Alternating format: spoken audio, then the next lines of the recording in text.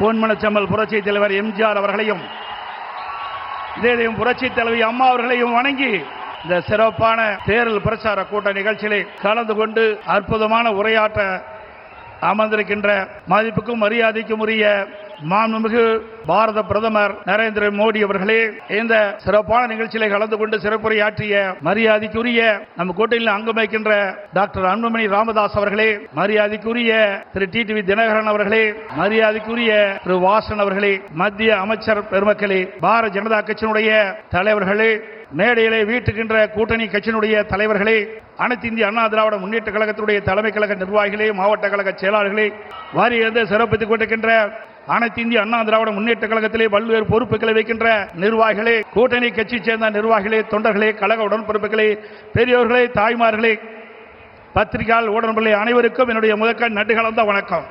2 நாளுக்கு முன்பு இதே திருச்சி மாநகரத்தில் திராவிட முன்னேற்ற கழகத்தினுடைய மாநில மாநாடு நடந்தது.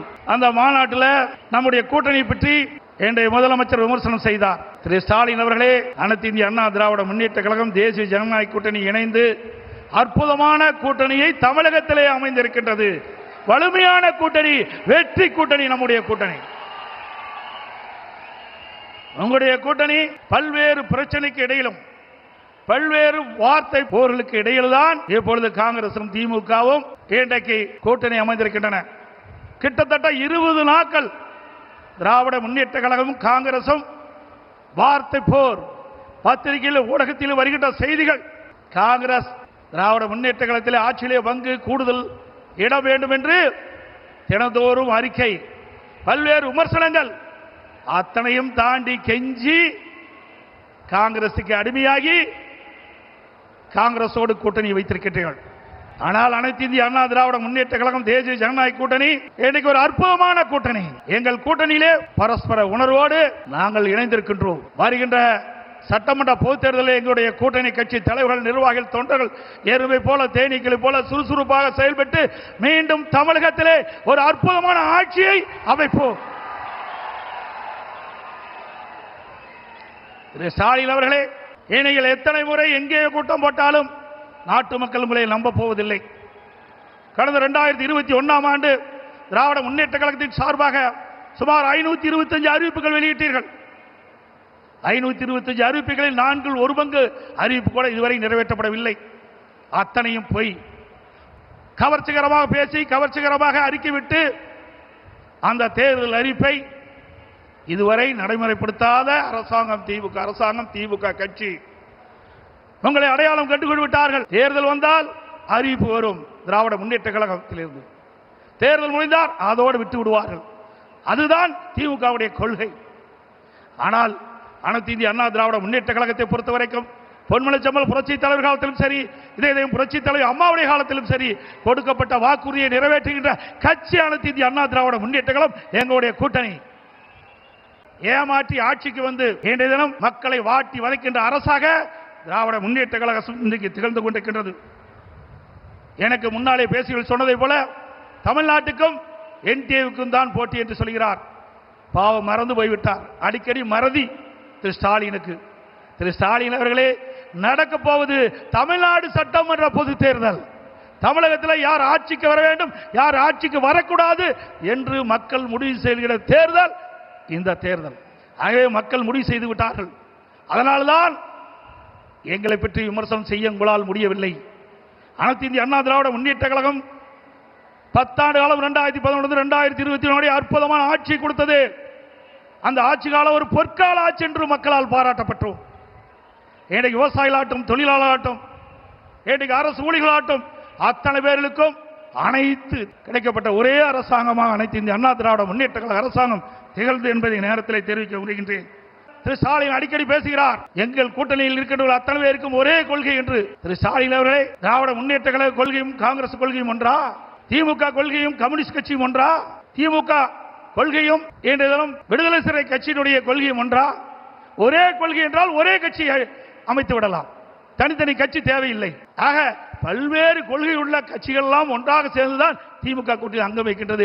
ஆனால் திரு ஸ்டாலின் அடிக்கடி சொல்வதெல்லாம் ஒத்த கொள்கையுடைய கட்சி எல்லாம் ஒன்றாக இணைந்திருக்கின்ற சொல்லி இன்றைக்கு மக்களை ஏமாற்றிக் கொண்டிருக்கின்ற கட்சி திமுக கட்சி. ஆக கூட்டணி அமைப்பது இயல்பு. எல்லா கட்சியும் தேர்தல் நேரத்தில் கூட்டணி வைப்புகள் வாக்கில் சிதறாக கூடாது என்பதற்காக மக்கள் திமுக ஆட்சி அகற்ற வேண்டும் என்ற ஒரே எண்ணத்தின் அடிப்படையிலே தமிழ்நாட்டு மக்களுடைய நலன் கருதி தமிழ்நாடு ஏற்றம் பெற வேண்டும் வளம் பெற வேண்டும் என்ற அடிப்படையிலே கொள்ளையடிக்கின்ற கூட்டத்தை விரட்டி அடிக்க வேண்டும் என்ற அடிப்படையிலே தேசிய ஜனநாயக கூட்டணி பிரமாதமான கூட்டணி அமைத்திருக்கின்றது. உங்கள் கூட்டணி அப்படி அல்ல. உங்கள் கூட்டணியை அமைக்கின்ற கட்சிகளும் அடிமையாக உங்களிடத்தில் இருந்து கொண்டிருக்கின்றன. இன்றைக்கு தமிழகத்தில் நிலவுகின்ற பிரச்சனை, இன்றைக்கு போதைப் பொருள் விற்பனை, அதனால் மக்கள் படுகின்ற துன்பங்கள் ஏராளம்.